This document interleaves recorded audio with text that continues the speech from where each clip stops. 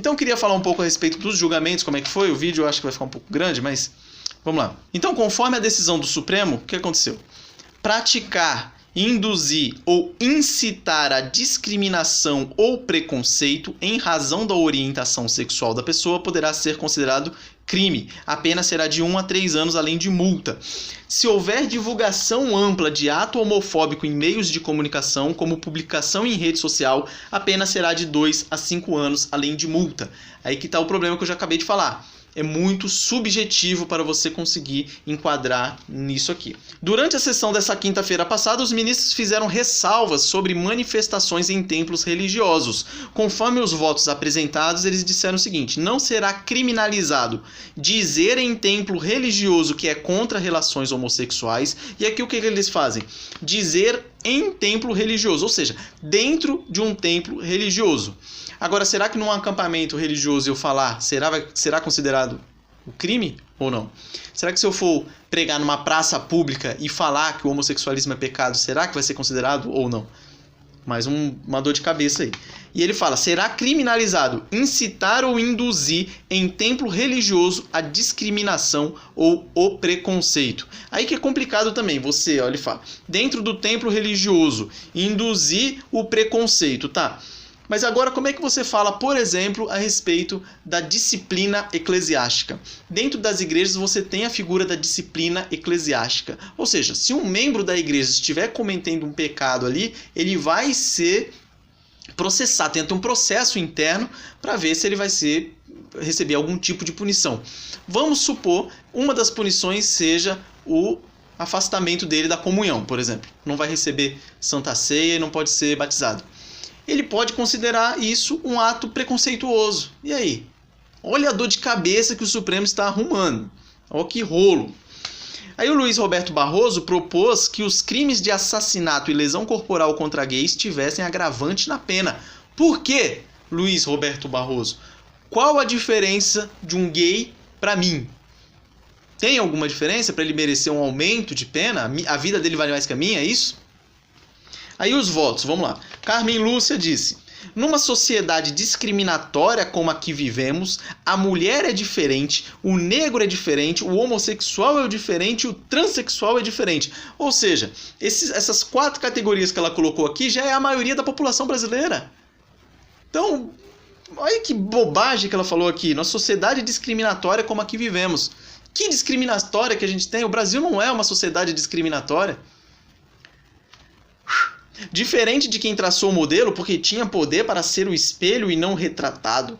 Preconceito tem a ver com poder e comando. Todo preconceito é violência, toda discriminação é causa de sofrimento, votou ela. Tudo bem, mas que todos sejam tratados iguais e não um grupo em detrimento ao outro seja beneficiado ou prejudicado. Aí o Ricardo Lewandowski disse, frisou, pelo menos uma bola dentro do Ricardo Lewandowski, né, depois de tanto tempo. Frisou que não cabe ao Supremo Tribunal Federal, e eu concordo com ele, definir em qual crime os atos devem ser enquadrados, porque isso é função do Poder Legislativo. Acabou. Pronto, morreu aí. Gilmar Mendes destacou que a omissão do Congresso é grave por deixar de proteger a comunidade LGBTI. Então, Gilmar Mendes, a omissão do Congresso é grave. Tá, mas o Congresso não é obrigado a legislar sobre coisa que ele não quiser. Como assim? Agora ele está usurpando, está querendo dizer o que o legislativo tem que votar, legislar ou não? Olha que bobagem aqui também. Para o ministro, a falta de uma legislação afronta ainda a dignidade humana. Marco Aurélio frisou ser preciso reconhecer que o Brasil vive grave quadro de discriminação contra homossexuais, acrescentando que esse cenário é incompatível com a tradição de tolerância do povo brasileiro em relação à diversidade cultural e religiosa. Mais uma vez, balela isso que ele falou. Nós temos aí tivemos mais de 60 mil assassinatos ano passado. Qual é a porcentagem de gays que compõem esse número aí, de 60 e poucos? Dias Toffoli afirmou que considera o Congresso omisso por não ter aprovado uma lei. Lembrando que a omissão também é uma forma de legislar, entre aspas. Se ele acha que não tem interesse em legislar a respeito, não legisla e acabou. O que não pode é o judiciário legislar. Mas ele falou assim, o Dias Toffoli, mas não concordou em enquadrar a homofobia e a transfobia como crime de racismo. Ou seja, ele vota certo, mas vai lá e dá aquela militada antes, né?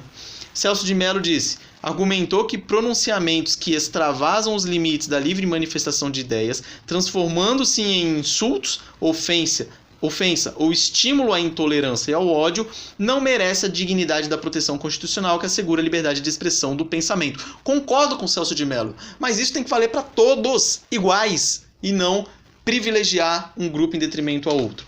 Edson Fachin argumentou que a proteção de direitos fundamentais permite ao STF a interpretação de crimes sem que haja interferência na atividade legislativa. Bobagem, olha o que ele falou, meu camarada, olha que bobagem. Além disso, argumentou que falta uma lei específica, o que inviabiliza o exercício de direitos da comunidade LGBTI. Como eu já falei 1000 vezes, não tem nada a ver isso. O ministro afirmou ainda que há uma gritante ofensa a um sentido mínimo de justiça provocada pela omissão legislativa. E não é ele que vai dizer se o legislativo está omisso ou não. Alexandre de Moraes afirmou que a omissão do poder público em impor limites ao preconceito tem permitido que agressões verbais e físicas constantes evoluam para homicídios de homossexuais e transexuais. Nada insufla mais o criminoso do que a impunidade. Concordo também, discordo do começo e também digo, tem que ser para todos e não para um grupo específico. Luiz Roberto Barroso afirmou que, embora a criação de leis seja papel do Poder Legislativo, a interpretação constitucional é papel do Supremo. E aí eles pegam essa parte de que a gente que interpreta a Constituição e interpreta de qualquer jeito. Interpreta a ponto de criar uma figura típica. Olha que absurdo. Também disse que a comunidade LGBTI é um grupo vulnerável, além de vítima de preconceitos e de violência. Se o Congresso atuou, a sua vontade deve prevalecer. Se o Congresso não atuou, é legítimo que o Supremo atue para fazer valer o que está previsto na Constituição. Na Constituição não fala nada disso, pelo contrário, a Constituição fala que todos são iguais perante a lei, e não tem que, de novo, olha o que o Supremo está fazendo, o Supremo está pressionando o Legislativo, ou seja, o Supremo ele pode, a partir de hoje, legislar tudo que ele quiser, alegando que o Congresso está omisso. E aí, ele começa a regulamentar tudo, a gente vive naquela juristocracia, até o Legislativo ir lá e derrubar o que o Supremo fez. Lógico que é muito mais demorado, você tem 81 senadores, mais 513 deputados. E aí? 10. Rosa Weber. A 10ª, falou o seguinte: condenou os atos violentos contra homossexuais. Disse que a demora do Poder Legislativo está devidamente demonstrada, acrescentando que o direito à individualidade, à identidade sexual e de gênero são elementos constitutivos da pessoa humana.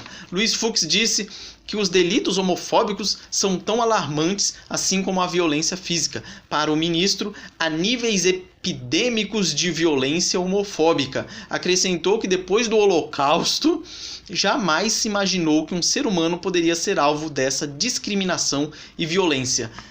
Se eu lesse esse comentário dele e não morasse no Brasil, eu ia pensar que o cara saiu na rua dizendo que é homossexual, alguém ia lá e matava ele. É isso que eu ia imaginar. Ou que o Estado, igual em países comunistas, ou que o Estado fosse lá e prendesse o homossexual. No Brasil nós temos paradas gays em tudo que é cidade por aí, você tem diversos movimentos gays, você tem membros do Poder Legislativo gays, você tem artistas gays, você tem ícones da música gays, que não pega nada. Renato Russo, da Legião Urbana, uma das bandas que mais fez sucesso aí, o cara era assumidamente gay, e aí? Pegou nada, continuou lá, a diferença é que ele não militava. Vera Verão lá, por exemplo, mó comédia, o cara, até dou risada direto dele. O que tem a ver uma coisa com a outra? Então o Brasil não é isso que ele disse aqui. Isso aqui pode ser aplicado para outro país aí, mas aqui não. Enquanto associações LGBTI apresentaram ao Supremo argumentos a favor da igualdade de direitos, olha que baboseira, eles falam de igualdade de direitos, mas eles não querem igualdade, eles querem superioridade, como eu acabei de falar, eles querem impor a agenda deles e você que não fale nada, engula e forte abraço para você.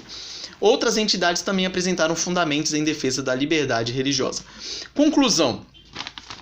As conclusões que eu pus aqui. E agora? A gente vai reclamar para quem?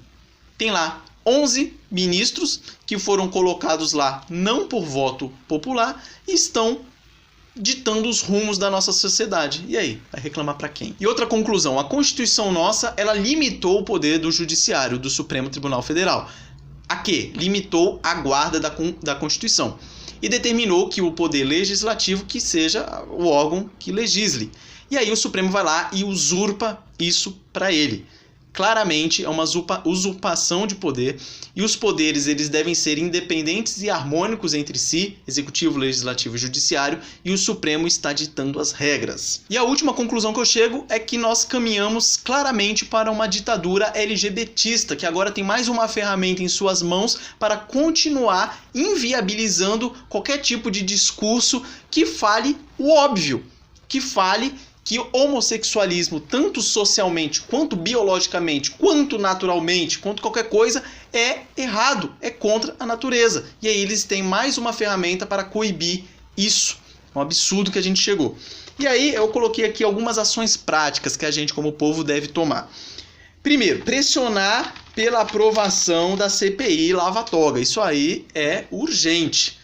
Os ministros do Supremo Tribunal Federal têm que responder pelos seus atos. Eles se consideram deuses, estão fazendo tudo que interessa para eles e eles não podem ficar impunes. Tem que ter uma investigação, sim. Então temos que pressionar pelo CPI Lava-Toga. Também temos que pressionar pela aprovação do projeto de lei número 4.754 de 2006, que ele recebeu que foi apensado a ele o projeto de lei 1182 de 2019, foi apresentado em fevereiro desse ano por duas parlamentares do PSL, que tratam, ou que tentam incluir na lei do impeachment lá, aquela lei antigona de 1950, tentam incluir a criminalização da usurpação do poder pelo Supremo Tribunal Federal, tanto do Poder Executivo quanto do Poder Legislativo. E aí ele visa tornar típica essa usurpação de competência. Porque hoje em dia, se você for lá na lei do impeachment, se você for ver lá os crimes de responsabilidade dos ministros do Supremo Tribunal Federal, daria para você responsabilizar eles e promover um impeachment contra eles, mas fazendo uma gambiarra jurídica.